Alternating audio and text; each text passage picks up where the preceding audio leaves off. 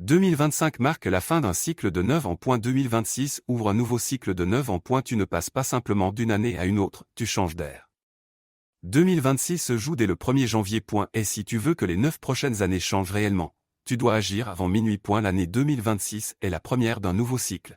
Donc une année 1. 2026 égale 2 plus 0 plus 2 plus 6 égale 10 1 plus 0 égale 1. Dès le 1er janvier 2026, tu dois poser une action prophétique pour les 9 prochaines années. Oui, il ne s'agit pas simplement d'écrire des résolutions comme avant. Pour 2026, tu dois être très prophétique dès le premier jour. Sur le plan financier, tu dois donner une direction claire. Lancer cette activité, investir dans ce projet, ou financer ce programme que tu as en tête dès le 1er janvier.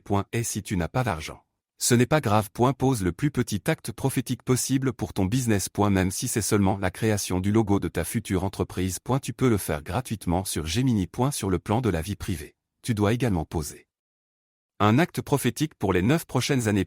Est-ce que tu espères avoir des enfants? Combien d'enfants, par exemple? Si tu espères avoir 2 enfants durant les 9 prochaines années, je veux que tu ailles acheter 2 tenues pour bébé le 1er janvier. Et si les magasins sont fermés, commande en ligne. Mais le 1er janvier 2026, tu dois poser un acte prophétique pour ta future famille. Et si tu comptes te marier durant les 9 prochaines années, je veux que tu poses un symbole fort.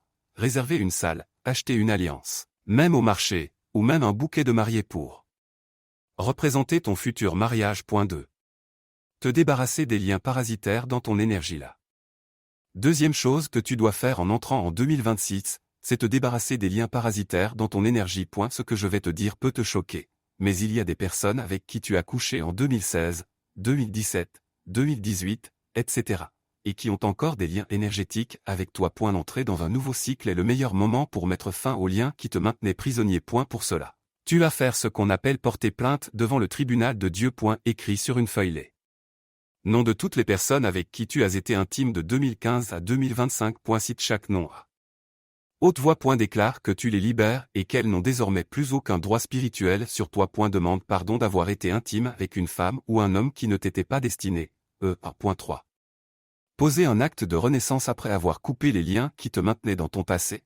Tu dois poser un acte de renaissance. Tu dois te créer une nouvelle identité spirituelle, afin que les anciennes énergies ne puissent plus te récupérer. Beaucoup de personnes se débarrassent de liens anciens mais continuent de vivre les mêmes difficultés, parce qu'elles ne comprennent pas que se libérer d'une énergie négative n'est que le début.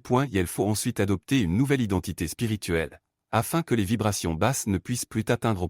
Et pour cela, il existe des exercices précis à faire.